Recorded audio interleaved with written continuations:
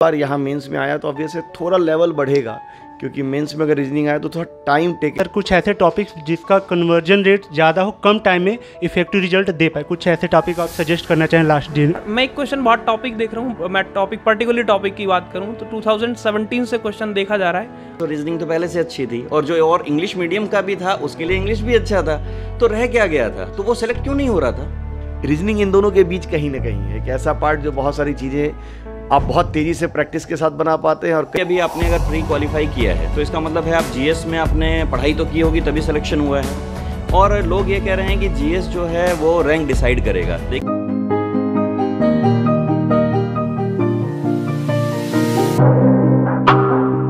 Students, welcome to your channel Studency. तो guys, अगर आप एसएससी सीजीएल मेंस के पेपर देने वाले हैं तो ये वीडियो आपके लिए काफ़ी यूजफुल और इफ़ेक्टिव होने वाली है, क्योंकि हमारे साथ हैं मुखर्जी नगर के एक्सपर्ट्स जो आपको गाइड करेंगे कि आपको मेंस में क्या स्टेप लेना है, कौन सा सब्जेक्ट में क्या छोड़ना है, क्या पढ़ना है, मॉक टेस्ट कैसे लगाना है, सारी चीज़ें आपको बताएंगे। क्योंकि ये टीचर्स सबको 10 साल के ऊपर का एक्सपीरियंस है। हम हैं एक प्रयास कोचिंग सेंटर मुखर्जी नगर में। सर, सबसे पहले आप लोग का स्वागत है, आप लोगों ने अपने बिजी शेड्यूल से टाइम दिया सर। बहुत बहुत शुक्रिया। कोई बात नहीं, इस बिजी शेड्यूल में ही हमारा एक पार्ट है कि स्टूडेंट के लिए हम हैं और हमारा वजूद ही बना है उन्हीं के लिए, तो उनके लिए तो टाइम निकालना ही था। तो पहले बात करते हैं हम इंग्लिश से, क्योंकि इंग्लिश का सबसे ज़्यादा क्वेश्चन आने वाला है। आलोक सर से पूछते हैं कि क्या उसमें छोड़ना है, कैसे पढ़ना है, मॉक टेस्ट कैसे लगाना है, सारी चीज़ें इंग्लिश से रिलेटेड आपको सर बताएंगे। सर, सबसे पहले आपका स्वागत है अगेन, एंड इसके बारे में आप थोड़ा गाइड करें बच्चों। हाँ बिल्कुल, एक्चुअली क्या है कि पहले तो यह है कि जो स्टूडेंट्स हैं उनके लिए गोल्डन अपॉर्चुनिटी है कि नंबर ऑफ़ वैकेंसीज जो हैं वो थाउजेंड्स में है ना, 37,000 वैकेंसीज, ये कम वैकेंसीज नहीं होती है। दूसरा पॉइंट ये है कि हर एक स्टूडेंट को चांस मिला है जिसने थोड़ा सा भी सीरियस होकर के प्री एग्ज़ाम दिया है, क्योंकि कट ऑफ जो है 114 गई है ना। अब ये है कि आपके पास में 20 डेज़ बचे हुए हैं। अब 20 डेज़ में ऐसा क्या करें कि हमारा जो इंग्लिश का जो स्कोर है वो 135 हो जाए या 130 पहुंच जाए, क्योंकि जब हमारा स्कोर 135 या 130 होगा तभी हमारे सिलेक्शन होने के चांसेस ज़्यादा होंगे। अब उसमें क्या होता है कि जैसे अब 20 डेज़ हो गए तो अब स्टूडेंट क्या सोचता है कि यार बहुत सारे ज़्यादा से ज़्यादा वीडियोज़ देखे ऑनलाइन जा कर के, या किसी टीचर के पास जा कर के बहुत सारी क्लासेस अटेंड करें। तो 20 डेज़ में ऐसा कुछ नया होने वाला नहीं है। 20 डेज़ में केवल आप एक काम कर सकते हैं, जो पास्ट में आपने प्रैक्टिस की है, जो पास्ट में आपने कंसेप्ट क्लियर किए हैं, उनको बेस बना करके आप मैक्सिमम से मैक्सिमम मॉक टेस्ट लगा सकते हैं। मॉक टेस्ट लगाने के बाद आपको ये देखना है कि जो मॉक टेस्ट आपने लगाया और जिस सेगमेंट में आपका परफॉर्मेंस अच्छी नहीं आ पा रही है, उस पार्ट को एनालाइज करके उसको अलग निकाल करके उस टॉपिक पे दोबारा से काम करना है। बस ये मेन सोर्स है, मतलब मेन पॉइंट यही है। और पैसेज और क्लॉज टेस्ट, देखिए पैसेज और क्लॉज टेस्ट की अगर मैं बात करता हूँ तो क्लॉज टेस्ट क्या होता है, बेसिकली जिसमें आपका ग्रामर, जिसमें आपका वोकैबुलरी, कॉलोकेशंस का बहुत बड़ा रोल होता है। तो अब आपके 20 डेज़ में मुझे ऐसा लगता है कि 2, 3, 4 क्लॉज टेस्ट, 2, 3, 4 रीडिंग कॉम्प्रिहेंशन लगाने चाहिए स्टूडेंट को। उससे क्या होगा कि एक हैबिट डेवलप हो जाएगी, एक सेंस डेवलप हो जाएगी कि किस टाइप के क्वेश्चंस या किस टाइप के क्वेश्चंस या किस टाइप का पैराग्राफ पुटअप किया जाता है ना। उस टाइप की एक नेचर जब स्टूडेंट के अंदर डेवलप होती है तो उसी से कई बार एग्जाम क्रैक हो जाते हैं, और एक कॉन्फिडेंस लेवल भी आप होता है। कई बार ऐसा भी होता है कि कोई मॉक टेस्ट इतना टफ आ जाता है कि स्टूडेंट की परफॉर्मेंस डाउन हो जाती है, स्पेशली इंग्लिश में, क्योंकि इंग्लिश एक ऐसा सब्जेक्ट है जिसमें ना एज इट इट क्वेश्चंस नहीं आते हैं। कभी रीडिंग कॉम्प्रिहेंशन वो नहीं आएगा जो आपने पढ़ा हुआ है, कभी क्लॉज टेस्ट वो नहीं आएगा जो आपने कभी पढ़ा हुआ है। इसका मतलब है कि क्लॉज टेस्ट भी नहीं आएगा, रीडिंग कॉम्प्रिहेंशन भी नहीं आएगा। तो जब परफॉर्मेंस डाउन आए तो उससे अपसेट नहीं होना है, क्योंकि कई बार क्या होता है कि जो आपका जो मॉक टेस्ट होता है उसका जो लेवल होता है वो एक्चुअल जो एग्ज़ाम होता है उसके लेवल से अप रखा जाता है ना। इस वजह से कई बार स्टूडेंट की परफॉर्मेंस डाउन भी होती है और उसकी वजह से स्टूडेंट अपसेट भी हो जाता है। तो मैं चाहूँगा कि ऐसे अपसेट ना हो। अपसेट तब होने की ज़रूरत पड़ती है जब लगातार आप मॉक टेस्ट दे रहे हैं और 4-5 मॉक टेस्ट में आपकी परफॉर्मेंस डे बाई डे आपकी जो है वो डाउन होती जा रही है, तो इसका मतलब है कुछ ना कुछ पार्ट ऐसा है जहाँ पर आप लैग कर रहे हैं। अगर आप लैग करें तो अपने टीचर से जाकर के आप कंसल्ट कर सकते हैं, उनसे गाइडेंस ले सकते हैं कि क्या प्रॉब्लम चल रही है, और जिस पार्ट में उसको लग रहा है कि यहाँ पे मेरी परफॉर्मेंस उतनी अच्छी नहीं आ पा रही है जिसके बेस पर मैं एग्ज़ाम निकाल सकूँ, तो इसका मतलब है कि उसके बारे में बात करनी चाहिए अपने टीचर से। बहुत सारे बच्चे इंग्लिश में डरते भी हैं, उनका वीक भी होता है। सर, कुछ ऐसे टॉपिक्स जिसका कन्वर्जन रेट ज़्यादा हो, कम टाइम में इफेक्टिव रिजल्ट दे पाए, कुछ ऐसे टॉपिक आप सजेस्ट करना चाहें लास्ट डे में? देखिए, मैं लास्ट में बस यही कहना चाहूँगा कि एक तो कॉमन एरर है ना, क्योंकि यूजुअली स्टूडेंट स्टार्टिंग से लेकर लास्ट तक उसी पे फोकस करता है। और दूसरी बात है कि जब कॉमन एरर की बात करते हैं तो कुछ ऐसे टॉपिक हैं जहाँ से हमेशा एरर आती है। जैसे आपका टेंस है, वहाँ से जरूर एरर आएगी, है ना। इसके अलावा एडजेक्टिव को लेकर के, कंजक्शन को लेकर के, है ना, नाउन को लेकर के, प्रोनाउन को लेकर के, ये कुछ ऐसे टॉपिक हैं जहाँ से एक एरर तो आपको बनते। एक सब्जेक्ट वर्ब एग्रीमेंट एक ऐसा टॉपिक है जिसमें आपको 2 एरर्स आराम से मिल सकती है और सबसे ईजी टॉपिक होता है ना। तो मैं चाहूँगा कि स्टूडेंट को इन पर फोकस करना चाहिए। दूसरी बात है कि अगर मैं बात करूँ आपका सिनोनिम्स और एंटोनिम्स की, तो सिनोनिम और एंटोनिम्स में स्टूडेंट को फोकस करना चाहिए उस पार्ट्स ऑफ स्पीच पे जिसे हम लोग एडजेक्टिव कहते हैं, क्योंकि मैक्सिमम जो वर्ड्स आपके पेपर में आते हैं वो बेसिकली आपके एडजेक्टिव होते हैं। तो आपको लगता है कि कुछ वर्ड्स जो आपने लर्न किए हैं उनमें जो एडजेक्टिव है, बेसिकली उन वर्ड्स को एक बार गो थ्रू करें, क्योंकि वहीं से कोई ना कोई वर्ड आपको एग्जामिनेशन में मिल जाएगा। इवन प्रीवियस ईयर्स में भी अगर स्टूडेंट चाहे तो ये देख सकता है कि कौन सा ऐसा वर्ड है जिसका पार्ट्स ऑफ स्पीच एडजेक्टिव है, उस पर ज़्यादा फोकस करेगा तो मुझे ऐसा लगता है कि प्रोबेबिलिटी उसके आने की ज़्यादा है। Thank you so much guide करने के लिए सर। वीडियो में आगे बढ़ने से पहले अगर चैनल पर नए हैं तो सब्सक्राइब कर लें। हम ऐसे ही एक्सपर्ट्स के द्वारा आपको वैल्यूएबल कंटेंट लाते हैं। तो सर बात आती है अब रीजनिंग की, जो सबका फेवरेट होता है ऐसे एग्जाम में, वनडे एग्जाम में। तो सर फर्स्ट टाइम ये भी ऐड हुआ है सिलेबस चेंज होने के कारण। तो सर आप कुछ बताएं, गाइड करें कि लास्ट 20 डे में रीजनिंग में कौन सा रामबाण चलाना है। देखिए, रामबाण कंपटीशन में बहुत कुछ नहीं, प्रैक्टिस पर डिपेंड करता है। लेकिन हाँ, लास्ट मोमेंट अब आपके पास है तो मैं कुछ नया सीखने के लिए तो कोई हिदायत नहीं दूंगा। मैं अभी भी जैसा सर ने कहा कि टेस्ट देते रहिए, और टेस्ट देने के क्रम में जो आपकी कमियां हैं, कोई पर्टिकुलर टॉपिक में बार बार आपके सवाल अटक रहे, तो उन टॉपिक की शीट्स जाकर आप बना लीजिए। आपको इंस्टीट्यूट की तरफ से शीट मिली होगी, कुछ लोग बुक्स फॉलो करते हैं, उसको फॉलो कर सकते हैं। तो नया कुछ सीखने की ज़रूरत नहीं है। और दूसरी बात, आपने तो सब्जेक्ट को 4 पार्ट में बांट दिया कि पूरा exam reasoning, English, math, GS है। अगर एक्चुअल में देखा जाए तो मेरी नज़र में सब्जेक्ट 2 ही है, एक वो पार्ट जिसको याद करना है और एक वो पार्ट जिसको प्रैक्टिस करना है। मैथ्स प्रैक्टिस करने से आएगा, जीएस आपको रिवाइज करना पड़ेगा, याद करना पड़ेगा, इंग्लिश में ग्रामर है, प्रैक्टिस करनी पड़ेगी, वर्ड मीनिंग है, याद करना पड़ेगा। तो अगर इस फॉर्मेट के अंदर बांटा जाए कि आप 2 पार्ट में बांटते हैं, वो पार्ट जो प्रैक्टिस करना है वो टेस्ट से आप करिए, रिवाइज करने वाले पार्ट को आप एक बार प्रैक्टिस कर सकते हैं, जीएस वाला जो आपने नोट्स अपने बनाए होंगे या कुछ प्रीवियस ईयर पेपर को लगाएंगे। तो ये 2 पार्ट में बांटिए। रीजनिंग इन दोनों के बीच कहीं ना कहीं है, एक ऐसा पार्ट जो बहुत सारी चीज़ें आप बहुत तेज़ी से प्रैक्टिस के साथ बना पाते हैं, और कई चीज़ें तो बहुत आसान है जो आप जब आप प्रैक्टिस टेस्ट का पार्ट लगाएंगे तो उसके बाद एक्स्ट्रा पढ़ने की ज़रूरत नहीं है। आपको जो एक्स्ट्रा टाइम लग रहा है वो आप जीएस में ले जाकर लगाएं। टेस्ट के क्रम में कोई हिस्सा पार्ट अगर आपको लग रहा है कि ये हिस्सा मेरा कमज़ोर दिख रहा है तो उसके लिए अलग से टाइम लगाइए। अलग से रीजनिंग पे पढ़ने की अब 20 दिनों में बहुत ज़रूरत मुझे नहीं लगती है। बहुत बच्चों का रीजनिंग है वो एवरेज बच्चों का भी ठीक होता है, तो कुछ ऐसी चीज़ें जिसको हमें बार बार रिवाइज करना पड़े और वो हमें रैंक दिलाने में सहायक हो सकती हैं, कुछ ऐसे टॉपिक्स आप सजेस्ट करना चाहें? देखिए, इस बार चूँकि पहली बार मेंस का एग्ज़ाम हो रहा है तो इसलिए कोई पैटर्न का फिक्स पता है नहीं अभी, और पुराने पैटर्न में तो बहुत इजी लेवल में आते थे एसएससी, और पहली बार यहाँ मेंस में आया तो ऑब्वियसली थोड़ा लेवल बढ़ेगा, क्योंकि मेंस में अगर रीजनिंग आया तो थोड़ा टाइम टेकन वाला पार्ट होगा जो अब तक एसएससी के पैटर्न में नहीं आता रहा है। जैसे छोटे वाले पजल्स जो अब तक एसएससी में नहीं आते हैं, मुझे ऐसा लगता है कि एसएससी में इस बार मेंस में आना चाहिए। सिटिंग अरेंजमेंट के हिस्से हैं जो आप एसएससी में अब तक नहीं आते थे अच्छे वाले, वो आने चाहिए, क्योंकि तभी तो वो मेंस बन पाएगा, अदरवाइज वो प्री लेवल का ही सवाल रह जाएगा। ये बात सही है कि इस बार वैकेंसी ज़्यादा है, तो मैं कह रहा हूँ कि अगर कोई एग्ज़ाम में कुछ बदलाव हो जाए और कुछ नया सीख कर आप नहीं गए हैं तो आप बदलाव का फ़ायदा अगले साल ही उठा पाएंगे। तो चूंकि इस बार चेंज है तो उस बदलाव का फ़ायदा उठाने के लिए कुछ टॉपिक जो अब तक एसएससी में नहीं आए हैं, थोड़े बैंकिंग पैटर्न वाले, जैसे कोडेड इनइक्वलिटी है, सिटिंग अरेंजमेंट है, पजल है, वो नया ऐड करके चलिए। बाकी तो पुराने पार्ट में जो आपने पढ़ा है वो तो है ही, वो पढ़ना ही पड़ेगा। Thank you so much sir.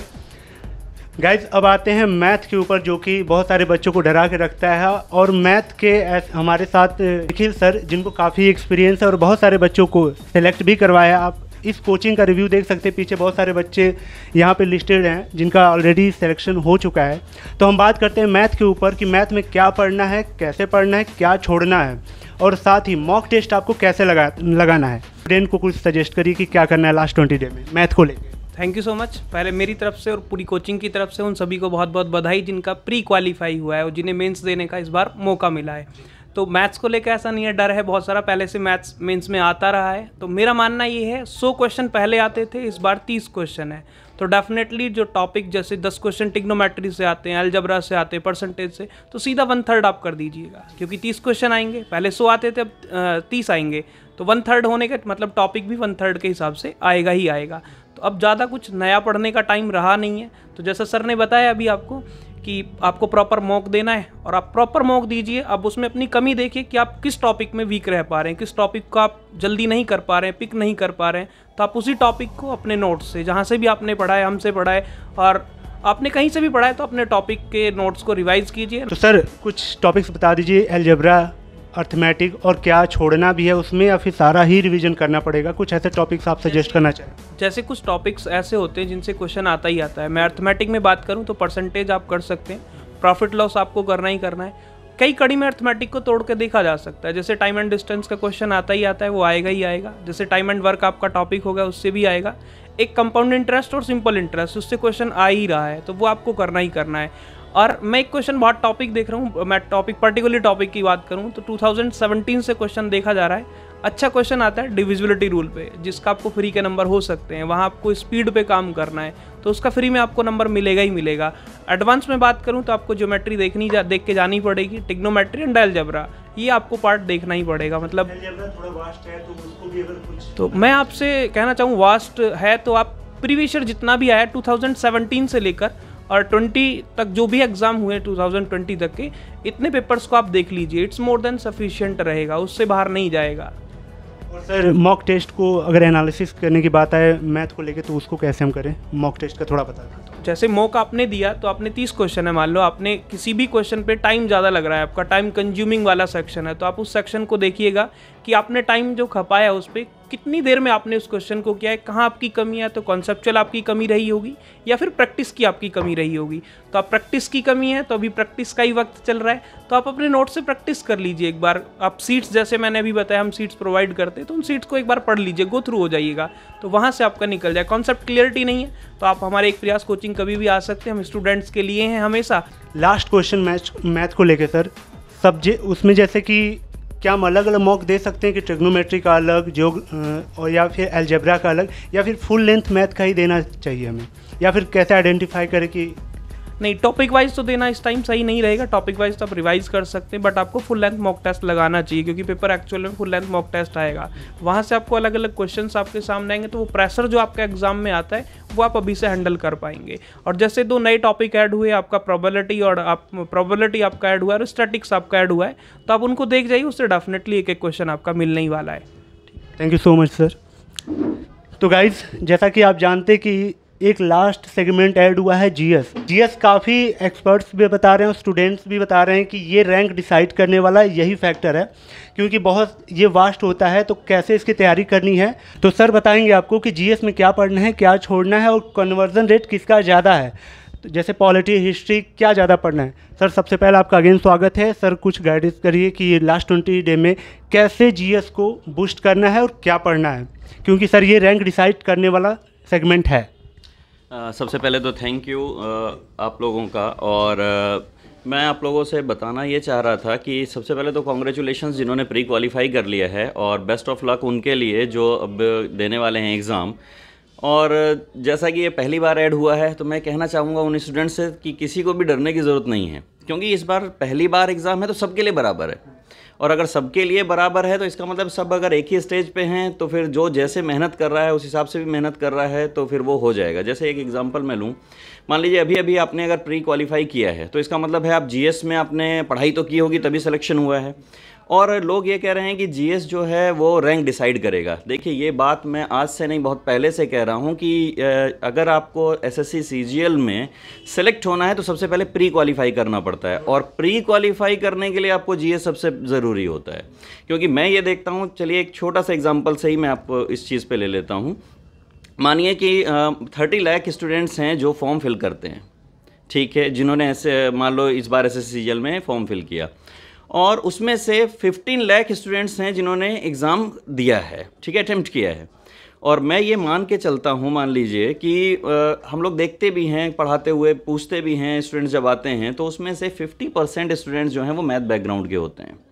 ठीक है। तो मान लीजिए सपोज कि अगर 50 लाख के स्टूडेंट्स ने एग्जाम दिया तो 15 में से करीब 7.5 लाख स्टूडेंट जो हैं वो मैथ बैकग्राउंड के हैं।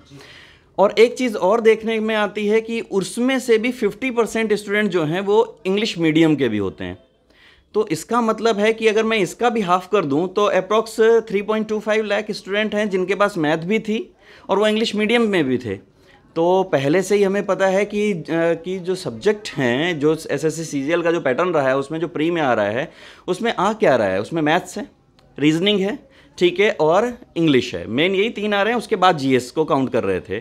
तो देखिए जो ऑलरेडी मैथ बैकग्राउंड से आ रहा है उसकी मैथ्स और रीजनिंग तो पहले से अच्छी थी, और जो और इंग्लिश मीडियम का भी था उसके लिए इंग्लिश भी अच्छा था। तो रह क्या गया था, तो वो सेलेक्ट क्यों नहीं हो रहा था? उसके पीछे एक ही रीज़न था, क्योंकि उसका जीएस कमज़ोर था, क्योंकि वो हमेशा से मैथ बैकग्राउंड वाला जो होता है वो जीएस की तरफ इतना ध्यान नहीं देता। या मैं एक बात कहूँ कि जो मैथ बैकग्राउंड का है उसके लिए जीएस सिर्फ और सिर्फ करंट अफेयर्स ही जीएस बन के रह जाता है, वो सिर्फ उसी को पढ़ रहा है, उसके लिए वही जीएस है। तो मैं हमेशा से कह रहा हूँ कि प्री क्वालिफाई करने के लिए भी जीएस था, ठीक है, बिना आप जीएस के प्री क्वालिफाई नहीं कर पा रहे थे। और आज जब हम यानी कि ये जो जीएस वाला पार्ट है ये मेंस में आ गया है तो फिर ये वही चीज़ यहाँ पर भी रहेगी, क्योंकि अभी मैंने आपको बताया कि जो मैथ बैकग्राउंड और इंग्लिश मीडियम वाले हैं, मैथ क्या नाम है, और जीएस के साथ वो ऑलरेडी सेलेक्ट होकर यहाँ आ चुके हैं, मतलब कि वो मेंस है उनका।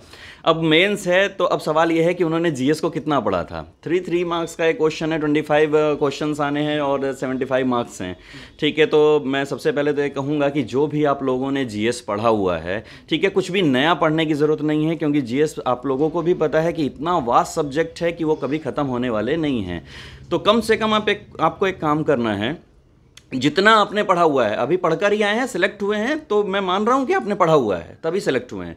तो एक काम करिए, पहले तो जितना आपने पढ़ा हुआ है सब कुछ रिवाइज कर दीजिए, और मेन फोकस रखना होगा आपको करंट अफेयर्स पर, क्योंकि जहां तक हमें देखने को मिल रहा है, हम सोच रहे हैं, क्योंकि पहली बार एग्जाम है, गैस ही कर सकते हैं और सभी गैस कर रहे हैं, तो हम ये मान के चल रहे हैं कि जो करंट अफेयर्स का पोर्शन रहेगा उसका वेटेज थोड़ा सा ज़्यादा रहेगा, ठीक है। दूसरी बात यह है कि अब नया पढ़ने का टाइम तो है ही नहीं, जैसा कि और बाकी सर्स ने भी हमारे बताया है, तो रिवीजन करिए, ठीक है, जो भी आप पढ़ रहे हैं। और खासकर अगर मैं बात करूं सब्जेक्ट वाइज, तो आप देखिए, मान लीजिए मैं बात करूं पॉलिटी की, तो पॉलिटी से, कॉन्स्टिट्यूशन से हमेशा से क्वेश्चंस आ रहे हैं और हमेशा से वेटेज देती आ रही है एसएससी, तो ठीक है, उसको आपको पढ़ना है, ठीक है। उसके बाद हिस्ट्री है, तो हिस्ट्री से क्वेश्चंस हैं वो ऑलवेज आ ही रहे हैं, 2 या 3 क्वेश्चन हमेशा से हैं, तो इस बार भी हम यही सोच रहे हैं कि कम से कम 3-4 क्वेश्चन तो ये मॉडर्न, हाँ बिल्कुल, मॉडर्न पे ज़्यादा फोकस चल रहा है, बिल्कुल, तो वहाँ से भी क्वेश्चंस आने हैं। और मैं बात करूँ इकोनॉमिक्स की, तो इकोनॉमिक्स में अगर आपकी बेसिक इकोनॉमिक्स आपको आती है तो बेस्ट है, और बाकी चीज़ क्योंकि करंट के साथ आती है, इकोनॉमिक्स हमेशा करंट के साथ जुड़ कर आता है, ठीक है। और ऊपर से अभी बजट भी आ गया है, तो फिर मैं ये सोच रहा हूँ शायद बजट के कुछ क्वेश्चंस भी आपको उसमें मिल सकते हैं, नई चीज़ें हैं, क्योंकि वो करंट के साथ ऐड हो जाएगा। और उसके बाद अगर मैं ज्योग्राफी की बात करूँ, तो ज्योग्राफी में आपके पास आपका सबसे पहले वही है बेस, ठीक है, बेसिक ज्योग्राफी है, ठीक है। और उसके बाद आता है आपका कोई भी, मान लीजिए इंडियन ज्योग्राफी या फिर आपका वर्ल्ड ज्योग्राफी। तो इंडियन ज्योग्राफी में भी देखें तो वो फिजिकल फीचर्स हैं, वही इंपॉर्टेंट हैं, और ज्योग्राफी तो अगर सही कहिए तो ज्योग्राफी आपके चारों तरफ है, वो कभी ख़त्म होने वाला नहीं है, आप कितना भी पढ़ते जाइए। लेकिन इंडियन ज्योग्राफी है, उस पर आप फोकस रखिए। फैक्ट्स हैं, फैक्ट्स के साथ साथ कॉन्सेप्ट बेस इस बार ज़्यादा रहेगा। और साइंस तो मैं कह रहा हूँ कि हमेशा से एसएससी साइंस से ज़्यादा क्वेश्चंस ले रही है, खासकर बायो से उसको ज़्यादा फोकस रखती है। फिजिक्स केमिस्ट्री से अगर एक क्वेश्चन आता है तो बायो और डिजीज़ और ये ह्यूमन मिलाकर आपको 2-3 क्वेश्चन इजीली मिल ही जाते हैं, ठीक है। और तो ऐसे में आपको साइंस पर फोकस रखने में, बायो पे ज़्यादा फोकस रखना पड़ेगा। मैथ्स वाले के लिए थोड़ी सी कमज़ोरी हो सकती है कि उसने बायो पढ़ा हुआ नहीं है, लेकिन आप क्वालिफाई करके आए हैं प्री, तो कुछ तो पढ़ा है, तो उसी को रिवाइज़ करिए। और एक लास्ट में एक और चीज़ कहना चाहूँगा, इस बार क्योंकि 3 नंबर का एक क्वेश्चन आ रहा है, ठीक है, 3 मार्क्स है और मेंस का पेपर है, तो मैं ये सोच रहा हूँ, या मेरा ये मानना है कि इस बार जो कॉन्सेप्चुअल क्वेश्चन होंगे वो ज़्यादा आएंगे, और जो क्या नाम है फैक्ट्स थे वो थोड़े से कम रखे जाएंगे, क्योंकि कॉन्सेप्ट के क्वेश्चन है वो सिर्फ वही सॉल्व कर सकता है जिसने चीज़ को समझा हुआ है, ठीक है। आपको पूछने का तरीका चेंज हो जाएगा, लेकिन जिसका कॉन्सेप्ट समझा हुआ है, ठीक है, वो उस क्वेश्चन को सॉल्व कर लेगा, ठीक है। इसीलिए शायद वो 3 मार्क्स रखे गए होंगे, ठीक है, और जैसा मुझे लग रहा है। और दूसरा है, ये भी हो सकता है, तरीका दूसरा है कि अगर वो मान लो फैक्ट पे ही जाए एसएससी, तो फिर हो सकता है कि क्वेश्चंस में फैक्ट ऑप्शंस क्वेश्चंस में फैक्ट्स देने के बाद और उसके बाद ऑप्शंस में वो यूपीएससी लेवल का इस तरह से पूछ रहा हो जैसे 1 2 3 दोनों सही हैं या 1 2 3 दोनों सही हैं, वो इस तरह के जो क्वेश्चंस आते हैं तो या उस तरह के क्वेश्चन हो सकते हैं, बिल्कुल हो सकते हैं। तो कुछ ना कुछ तो टफ होगा ही, लेकिन मैं कहना यही चाहूँगा कि ठीक है, आप यहाँ तक पहुँचे हैं तो आगे भी आप क्वालिफाई करेंगे। थोड़ी सी और मेहनत करिए, ठीक है, रिवाइज़ करिए चीज़ों को और करंट अफेयर्स पर ध्यान दीजिए। कुछ भी नया पढ़ने की ज़रूरत नहीं है, लेकिन जितना आपने पढ़ा था अभी नया ही है, ज़्यादा दिन एग्ज़ाम को भी नहीं हुए थे। रिजल्ट हालांकि ठीक है, आपको रिजल्ट आने में और एग्ज़ाम होने में टाइम आप लोगों को थोड़ा सा कम मिला है इस बार, इसलिए आप कहीं भी ज्वाइन नहीं कर पाएंगे या फिर ऐसा कुछ नया, लेकिन फिर भी आप हमारे पास आ सकते हैं। आपका कोई अगर टॉपिक कमज़ोर है, ठीक है, उसके लिए आप हमारे पास आ सकते हैं, क्योंकि मैं कह रहा हूँ बेसिक अगर पूछा जाएगा, कॉन्सेप्चुअल पूछे जाएंगे तो हम कॉन्सेप्ट क्लियरिंग क्लासेस कुछ लगा रहे हैं इस टाइम। बेस्ट ऑफ लक फिर से उन लोगों के लिए जो क्वालिफाई कर गए हैं और अब एग्ज़ाम है, तो पहली बार एग्ज़ाम है तो मतलब जीएस के साथ तो सब बराबर हैं। अब सब बराबर हैं तो फिर ठीक है, आप भी उनमें से एक हैं। Best of luck. Thank you so much sir. Guys कैसी लगी वीडियो कमेंट सेक्शन में ज़रूर कमेंट करें। आपको कैसी वीडियो चाहिए वो भी हमें बताएं। गाइस ये स्टूडेंसी चैनल आपके लिए ही है और एक्सपर्ट्स के द्वारा इसमें आपको कुछ सजेस्ट किया जाता है, तो हमें लाइक सपोर्ट करें। Thank you so much.